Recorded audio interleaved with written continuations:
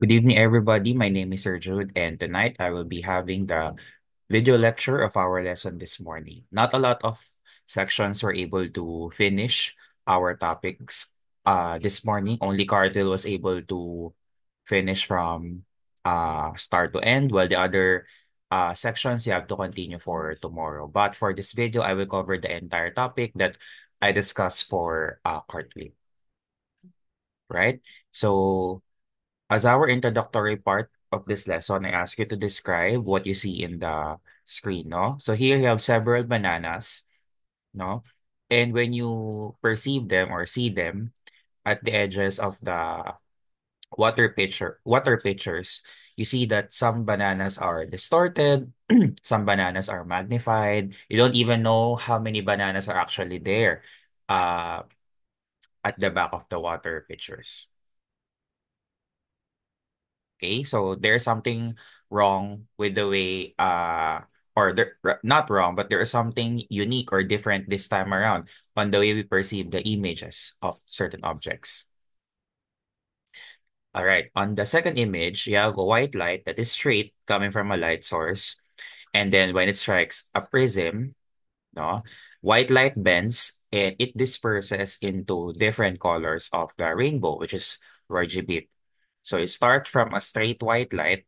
And when it encounters the prism, it bends and scatters into its seven color components. And finally, you have me, that is me, dipping or immersing a 1 peso coin on a glass of water. So at the top of the water surface, you have a coin in its normal size, at least the first half, and at the bottom half of the, sorry, below the water, you have the magnified version of the bottom half of the coin, no? So, what is common among the pictures? So, just to recap, on the first picture, you have bananas appearing distorted. On the second, you have white light dispersing to Roy G. Biv. And on this picture, you have a 1 peso coin appearing magnified when immersed in water. So, these three images, no? The common thing among them is that in those images light bends, no, and this phenomenon is not reflection anymore. Instead we call it refraction. When we say refraction, it refers to a property of light wherein uh light bends as it travels in several phases of matter. So for example, the popsicle stick, no, the left portion of the popsicle stick, the one submerged in water, it appears to be magnified as in putol or baliko, ano? That's because light uh travels in different media. So at the top of the glass, sorry, at the top of the water, there's air surrounding the popsicle stick. And then once you submerge the popsicle stick into the water, of course, that's water. And then from our perspective, where we see this distorted image of the popsicle stick, it's from the glass, which is actually a solid. So as we all know, no, way back when we first discussed light, we know that light travels the slowest in solids and fastest in vacuum. So here, the trajectory or the path of the light, or rather the speed of the light, decelerates or slows down from the gas, the air, then to water, the liquid, and to the glass, which is a solid. So it's kind of odd or weird that after mirrors, we started having another property of light. So where does refraction lead us? So remember, no, that for the past few weeks, we have already focused with the three types of mirrors. We have the plane mirror on top, and we have converging on the bottom left, and then um diverging beside the spoon, no? And starting this morning, we now tackled our next lesson, which is represented by the two images on the right. So how do these optical devices differ from each other? Let's start with light transmission. For the mirrors, they are opaque because not only they absorb light, you cannot see the other side. You cannot see the object behind the mirrors. And for the two optical devices on the right, no, they are transparent, and at the same time they can be also translucent because they clearly what do you call this? The objects appear clear, especially on the bottom lens, while for the upper lens, the object appears somewhat kind of blurry. Okay. So number of reflective sides from the plane mirror, it's only one because you cannot see your image anymore at the back side. But for the spoon, it's there are two reflective sides, no? One converging, the other diverging. Now, for the two optical devices on the right, no, they have two reflective sides because the cabinet, no, we can see light transmitted uh to the optical device, allowing us to see the cabinet from the other side of the optical devices. Okay. So I think I already mentioned that these three are called the three objects on the left are called mirrors, and the two objects on the right are called lenses. So this is how we differentiate mirrors from lenses. So because we're already finished with mirrors, it's time to focus now on lenses. When we say lenses, these are reflective objects that produce images via refractions. If you can still remember, mirrors are reflective objects that produce images via reflections or bouncing of light. But for lenses, they produce images via bending of light. And this is why we have the long introduction with the bananas, with the rainbow, and with the coin. Now, we have two types of lenses according to their curvature. So first, we have converging or biconvex. And the second one is we have diverging or biconcave. Now, uh, in both lenses, there's a both of them have the prefix bi. When we say bi, we have two. So why are converging lenses called biconvex? That's because remember the convex side is an outward curvature, and in this case, you have two outward curvatures. So that means for the divergent or biconcave, it is composed structurally of two inward curvatures. Regardless whether you see or regardless whether you uh regardless where your point of view is, whether you're seeing it on the left or seeing it on the right, biconvex will always have two outward curvatures, while biconcave will always have two inward curvatures. Okay, so this morning we focus on converging and or biconvex lenses. All right. So before we have our ray diagrams and drawings, no, let's first answer the question, why are biconvex lenses called converging? So you have our smiley is our object here, and the four colors of light. No, these are solid lines, so they represent actual light rays. And when they strike or hit the middle of the converging lens, when the smiley is at infinity, no, all these actual rays converge at f2. So biconvex lenses are called converging because when the object is at infinity, the actual rays converge at f2. They all meet and intersect at the second focus. Speaking of f2, no, as you can see before we have our first sample problem, there is a mild difference between the ray parts of the ray diagram for lenses compared to mirrors. So first, don't have letter V anymore here. It's implied. Still, the center of the lens will be zero. And F this time, we have two Fs, just like in convex mirrors. You have F1 and F2, which stand for focus. And letter C is no longer being used as a label here for radius of curvature. Instead, you have two F1 and two F2, which basically functions as the radius of curvature because it's twice the length as the focus. Now, so for our first sample problem, you have a 10 centimeter tall marquee number, 18 centimeter in front of a biconvex lens with a focus of 7 centimeters. I ask you to create the image and interpret its laws. Now, so the first thing that we must do always when it comes to ray diagram is that we have to identify the focus, or in this case, F1 and F2, as well as 2F1 and 2F2. So our focus will be 7 centimeters, and our 2F1 and 2F2 will be 7 times 2, which is 14 centimeters.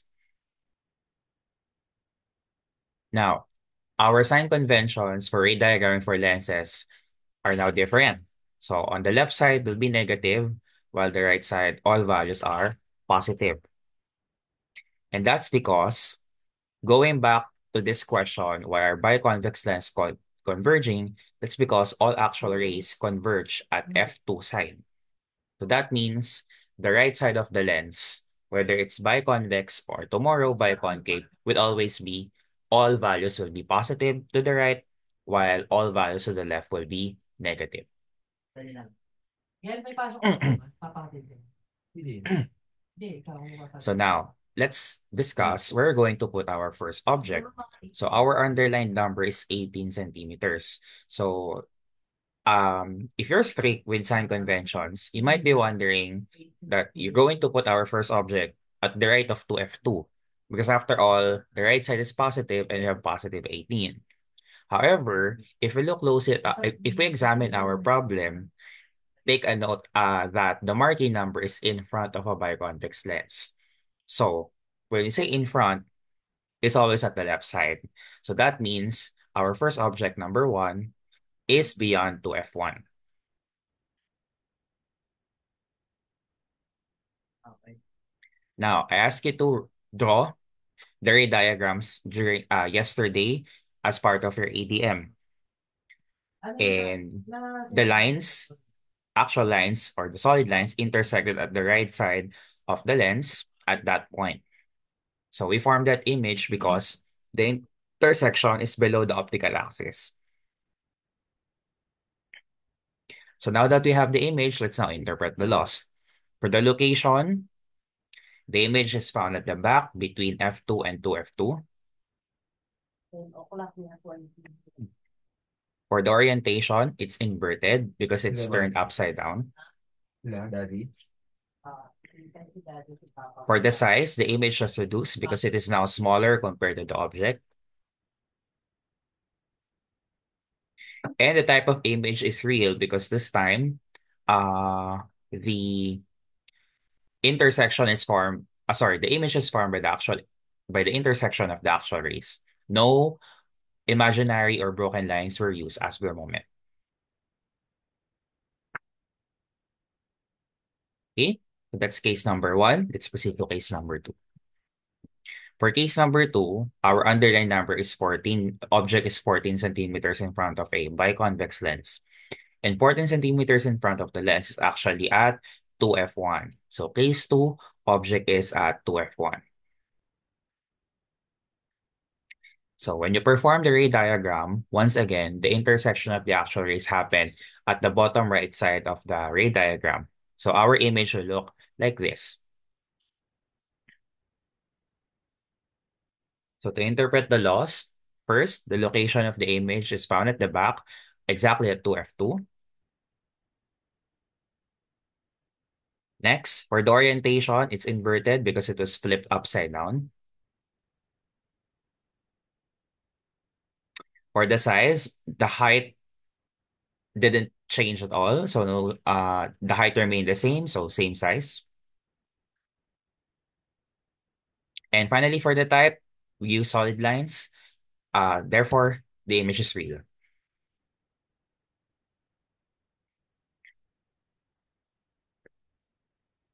Okay, so that's case number 2 for you. Let's proceed to case number 3.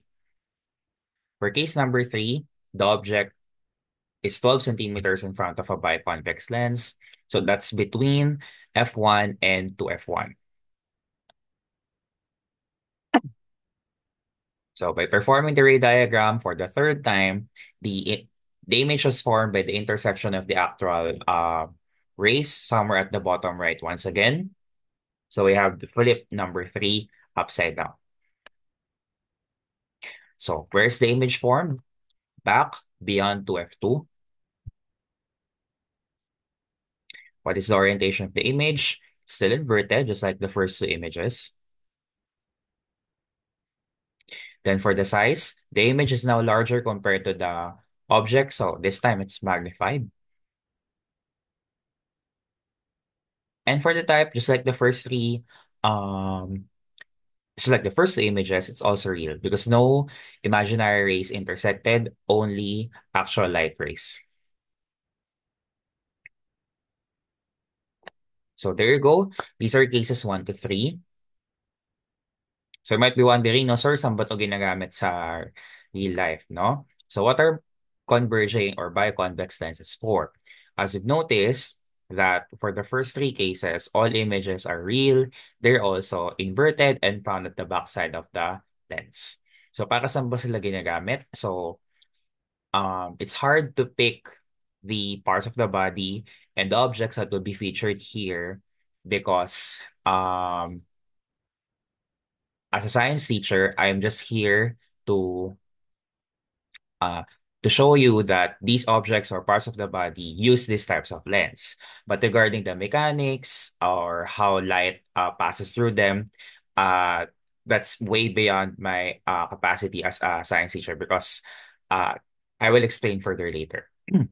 So, for example, here we have the human eye. So how do we perceive, for example, our object there as a bee? So light rays pass through our eye, which contains a natural biconvex lens, and the inverted image is formed at the retina, which is found at the back of our eye, and the nervous system does its work so that once it reaches to our brain, we will recognize it's an insect called a bee.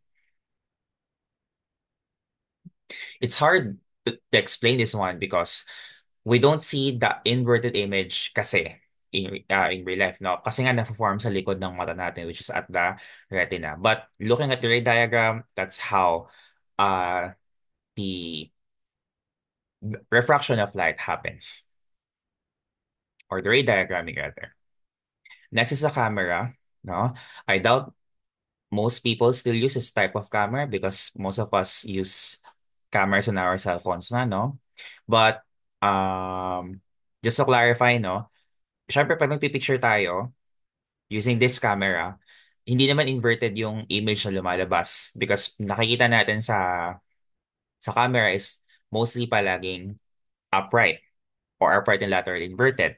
So that means there can be more than one convex lens involved or there can be another type of lens involved. This is when I say that I have a limitation as a science teacher because I'm not a photographer. Okay, so every camera has their different lens, not every brand as well, but I can only say that cameras have biconvex lenses. Okay, next we have binoculars, which we use to see objects that are too far from us, especially if you're spying for something or if you want to have a greater view or a comprehensive view of a certain object that is very far from you. Once again, when it comes to binocular, syempre ang sagwa naman kung inverted yung makikitang image, that's why there can be more than one convex lens involved or another type of lens involved or probably mirrors too. Okay? So next, we have the microscope. Ito sa microscope talagang inverted yung image na ilalabas niya. Sometimes upright, depende sa distance na ilalabas. So we use microscope, no, to perceive objects that are too small. So ang goal natin is i-magnify siya. And yes, I can attest to that kasi I'm a science teacher and we use microscope na talagang inverted yung images na lalabas. And last example, for cases 1 to 3, we have telescope, which is, of course, an optical device that we use to see objects that are far away, especially the ones that are in the solar system.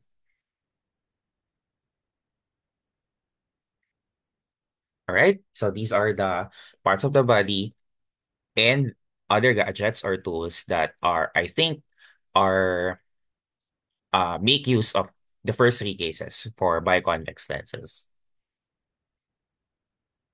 Okay, So too much info na for cases 1 to 3. Let's now move on to case number 4, wherein the object is 7 centimeters in front of a biconvex lens. That means our fourth object is at exactly at f1. So this is my personal favorite out of the five because as you can see, none of the actual rays, there's no intersection between the actual rays. Okay? So as a result, the image is at infinity. Wala tayo LOST for this case. So sir, kung wala palang image form for this one, or rather, if the image is at infinity, meron bang practical applications for case number 4? Meron. And that's actually the lasers, no, that we use to uh point at something or to emphasize at something, no? And the lighthouse, especially at night when ships or other navy vehicles travel because syempre madilim, no? And they need uh, tawag dito, limited lang yung nilalabas ng ilaw from the ship. So kailangan natin ng tulong ng lighthouse. And as you can see, they emit a parallel beam of light. And this is where case number 4 is applicable. No image formed, or rather the image is at infinity, but rather you can only see parallel beam of light rays.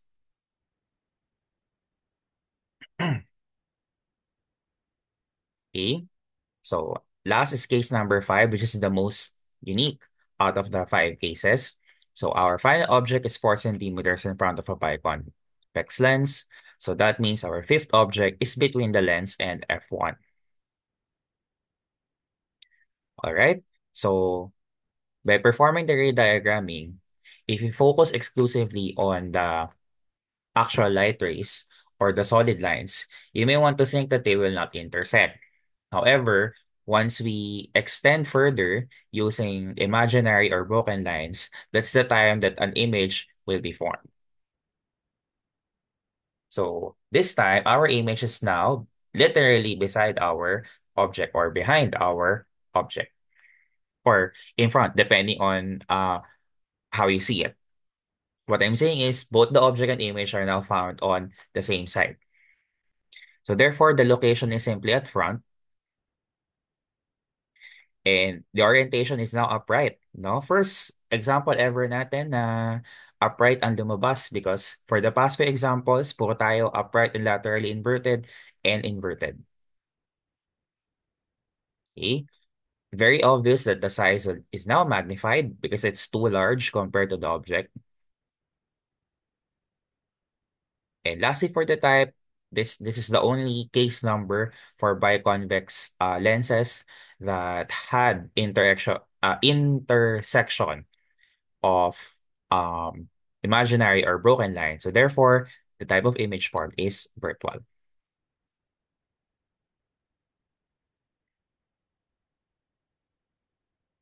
Right?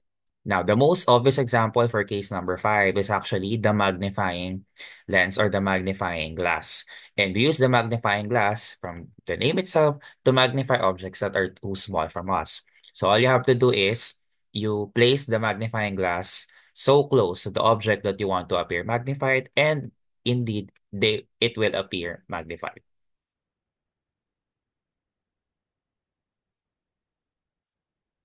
Okay? And that's all.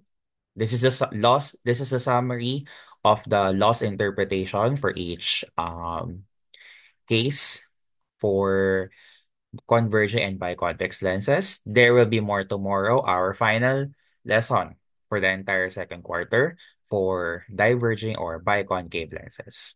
Till then, I am Sir Jude. See you tomorrow. Good evening and good night.